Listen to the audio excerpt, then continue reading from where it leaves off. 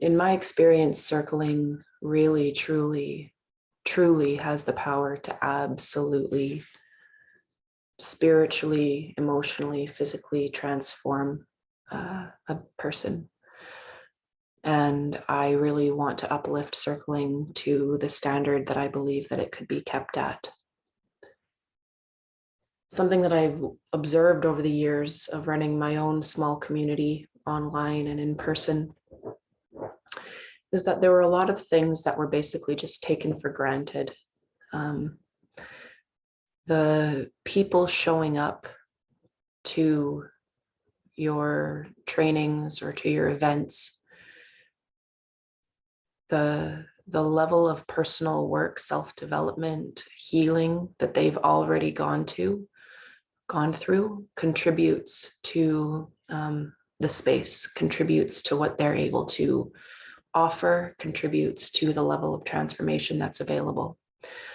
So, for example, if you're doing circling with people that are already trained psychologists and already have had a 10-year Vipassana practice and already do Jungian work and already explore shadow and have already done feminine, masculine polarity work and have already done leadership empowerment work, people, they have built within them, I call it internal scaffolding, but they have these lenses, they have these blueprints built into them. This is now how it's part of their operating system, you could say.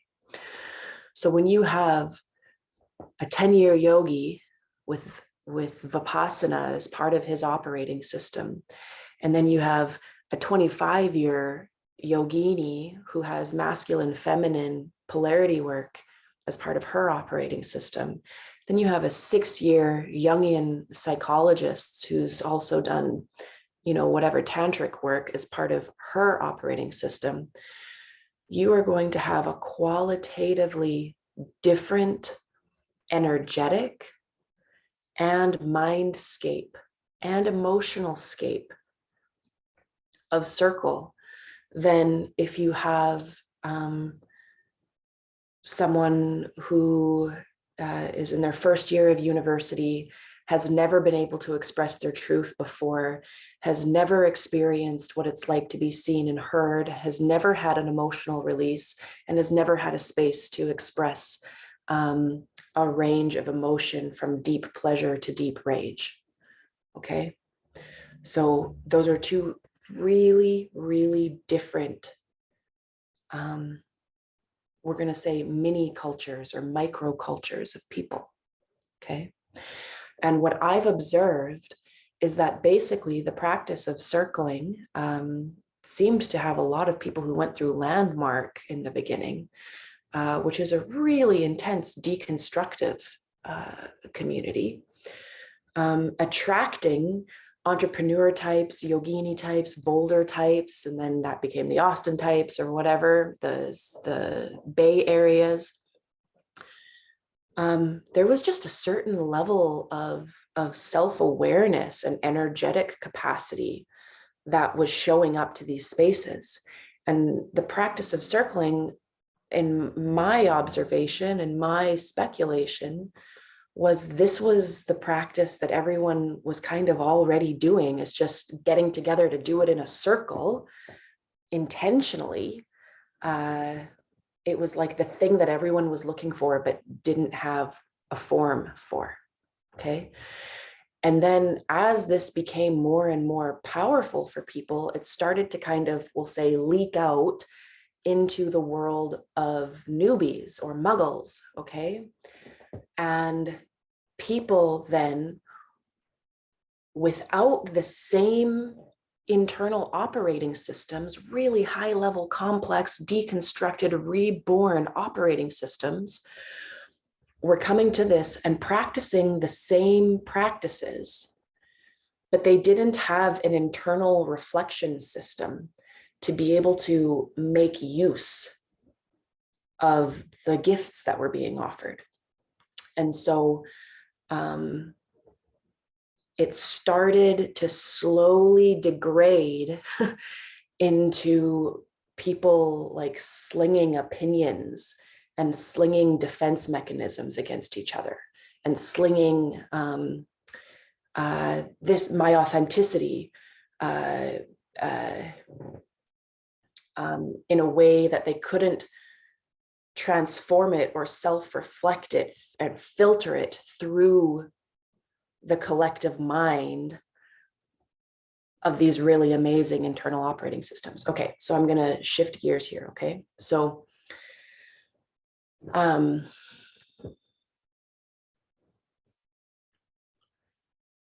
think the number one thing that I want to name here is not the number one, but an important thing here is authentic relating and circling are really good sister practices, but they're not the same practice.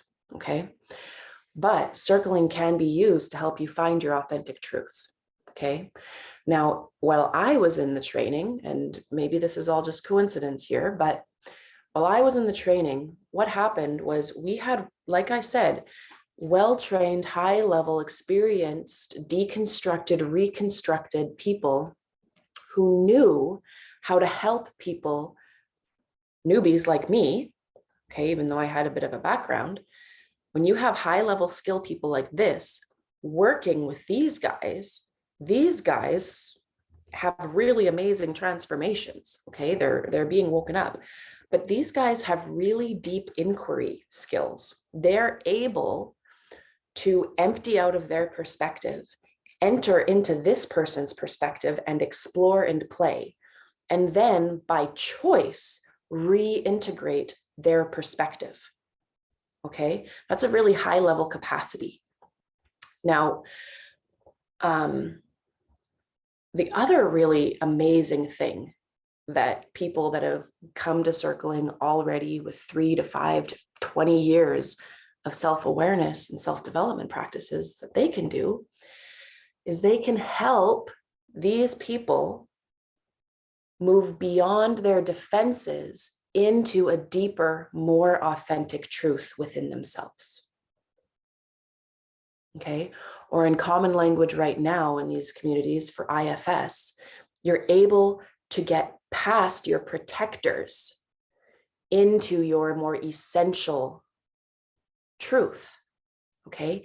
And again, these guys, that takes skill, that takes capacity, that takes the ability to empty out of your perspective, not be reactive to someone's defense mechanisms, but instead get curious about their defense mechanisms and help this person look at themselves and discover something deeper. Okay. What I'm seeing is that as circling has kind of hit the more regular world and people are coming to it without 10 years of deep study, it's being mistaken for one person's defenses against another person's defenses. Okay. You've got folks confusing their authentic truth with their defense mechanisms or their protectors going at each other. Okay. Now, in a really powerful circling container, it's almost like this dance when you've got two people who can recognize their defenses playing out with one another. It's like this superhuman Jedi dance where they're like tangoing defense mechanisms, knowing that they're trying to get to a deeper truth. And when you see that, it's amazing.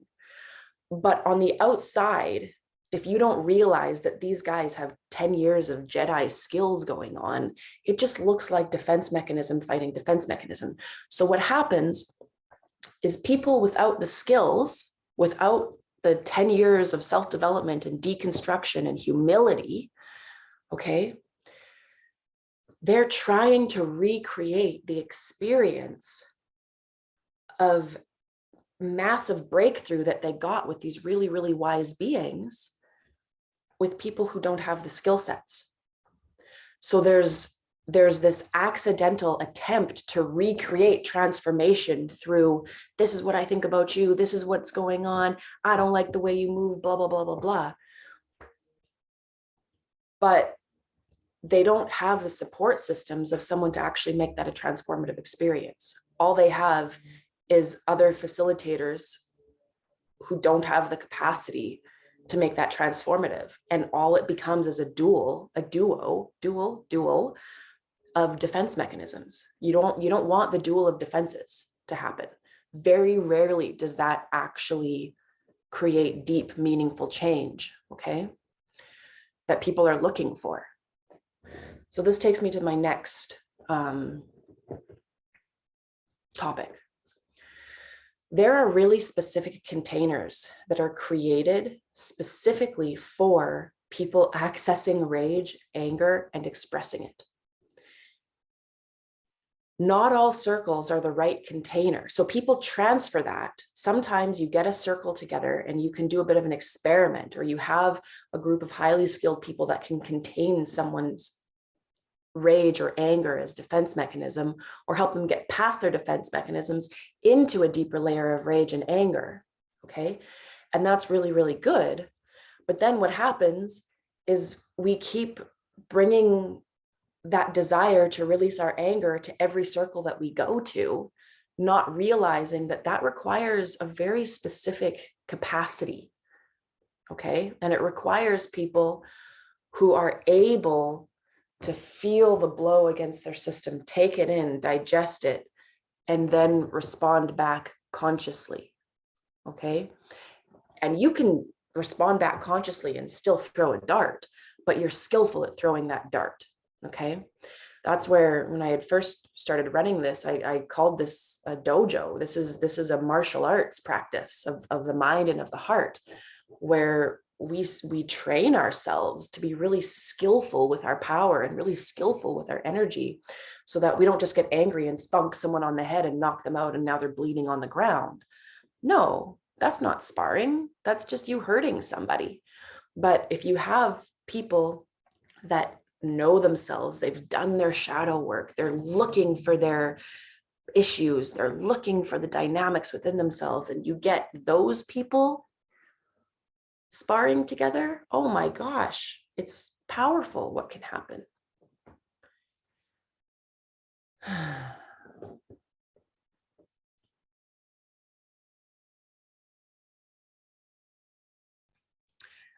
Another thing that's really important to understand is, again, I believe in these early days, plus people were doing, I think, different like MDMA and stuff the night before. So that would also affect things.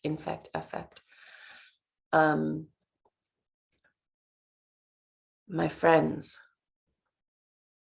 limbic resonance. Okay. Polyvagal theory. You want to do a circle when everyone's nervous systems are in a parasympathetic state with access to sympathetic state. Okay. You want to do a circle when everyone is transmitting a state of somatic awareness and relaxation. If you have a circle where most people are in a heightened state of anxiety, and you don't have skilled practitioners or facilitators bringing the energy down, you're going to start people off in a fight-flight response, and that fight-flight response is just going to keep on going. There's a reason that you slow down and you make eye contact.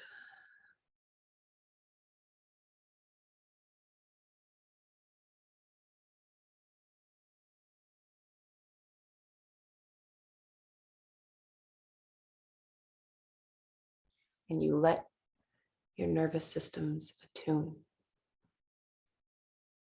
And you wash away all the unneeded stuff, so that what's arising in the mind and in the heart is related to what's here and now. Even if the here and now is bringing up something historical. You don't lose the here and now when naming the historical. And that means you're staying in relationship to your breath, to the expansion and contraction of this breathing body. This is something that used to be much more explicitly taught that has somehow been lost, okay? This is so foundational.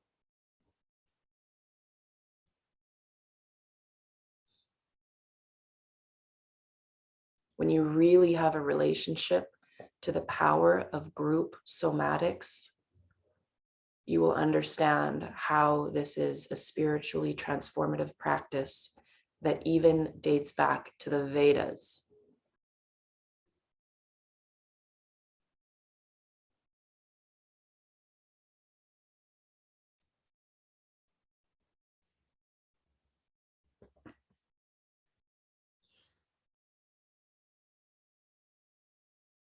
Disidentification.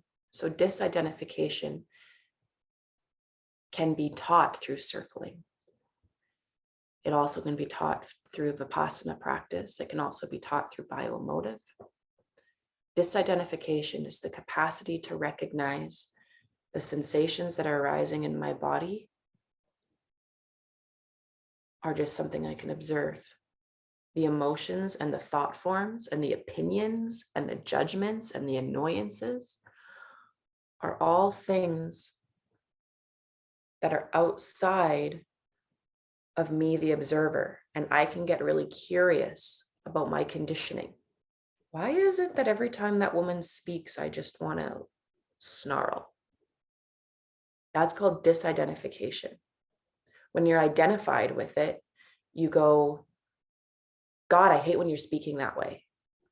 When you're disidentified with it, you say, I notice every time you speak, I have a really mean opinion come up in my mind, and I want to explore that. And then the power of the circle is that it's not just you and that person. It's that you've got multiple perspectives holding space, carefully attending to what's going on, carefully looking for nuances. Okay. There's a collective wisdom that becomes available that then you as the circlee, or if you're in a relational circle, you can rely on, you can relax into the wisdom of multiple perspectives to carry you through.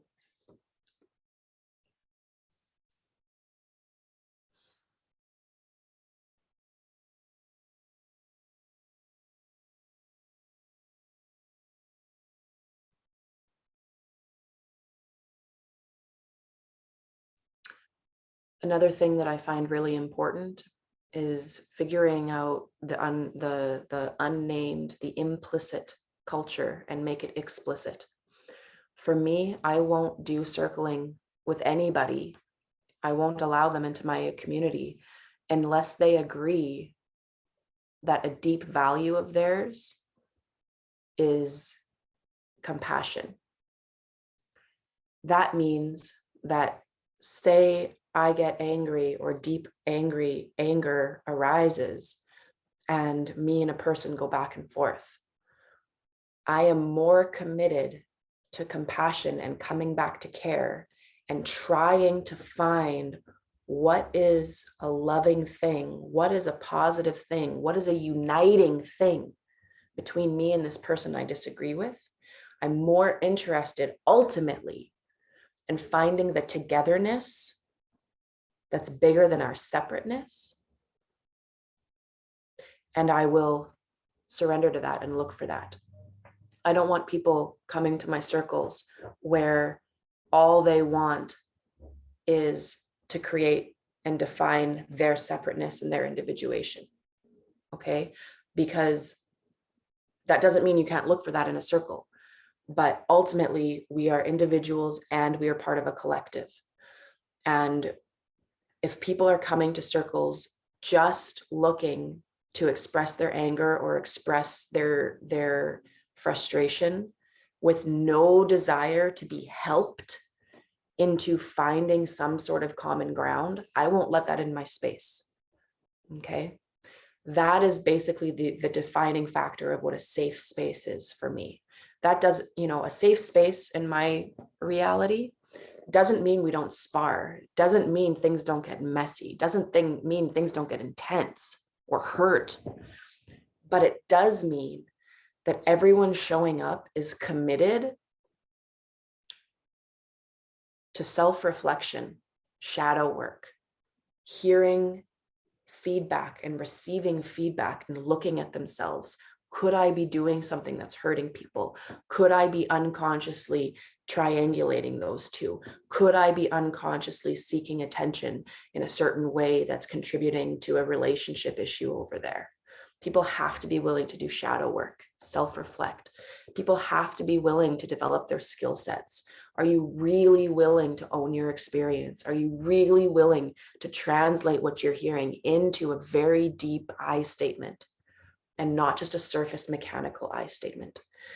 Are you here because ultimately you want you and everyone else in that room to have powerful transformation and feel deeply cared for and deeply moved?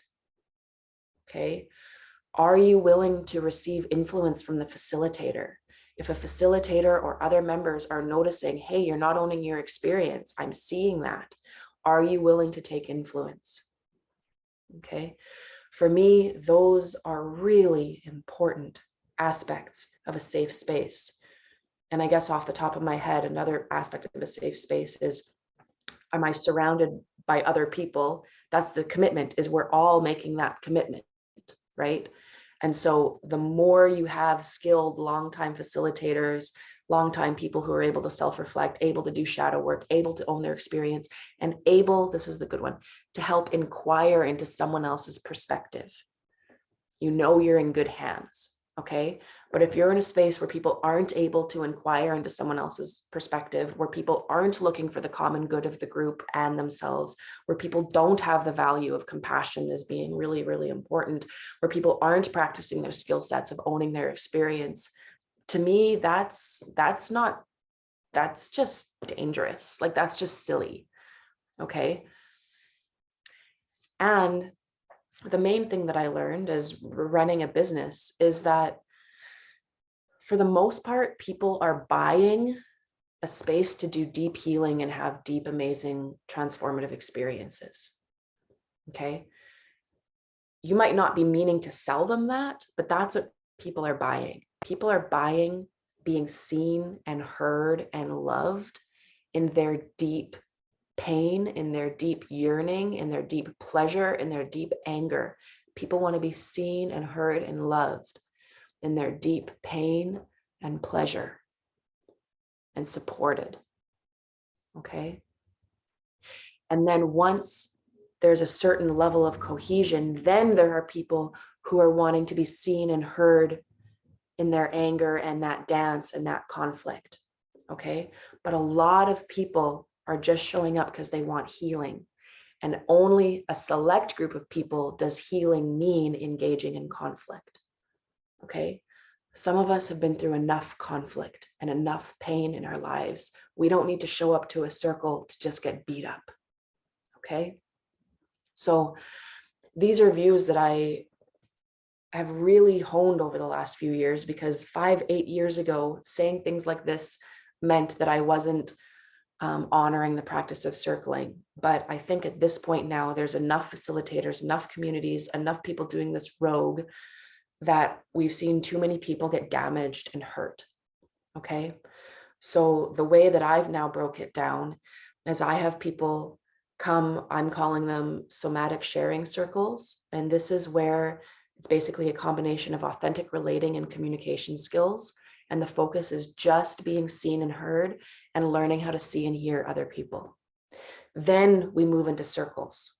Once people have that down, like really down, they are able to look at themselves. They have shadow work capacities. They're able to receive feedback. They're able to inquire deeply into someone. They're able to hold space. They're able to listen without reacting. They're able to honor what's going on in the group, all of that. Once it's clear that people can do that, then we move into circling, because people then actually have the capacity. And that's where the more edgy space is viable and transformative, not just damaging. So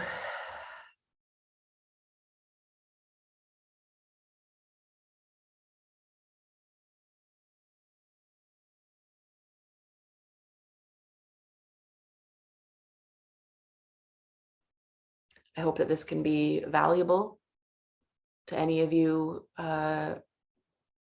starting your own community or in a community and just wondering why sometimes things work and don't work. And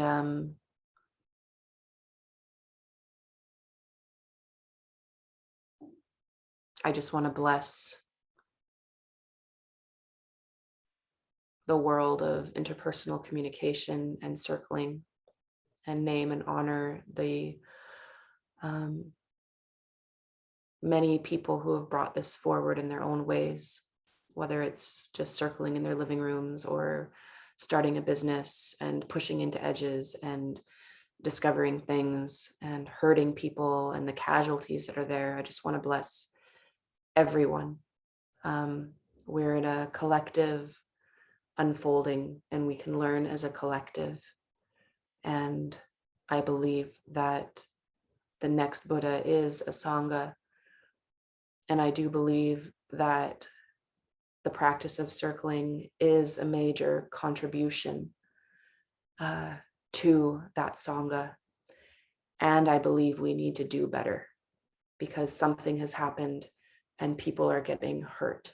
People's nervous systems are being damaged. People's hearts are being stomped on in the name of authenticity. And that for me is really sad because I know what circling is capable of as a practice. So may the merit and the efforts of all of us be put forth towards all beings everywhere. Thank you.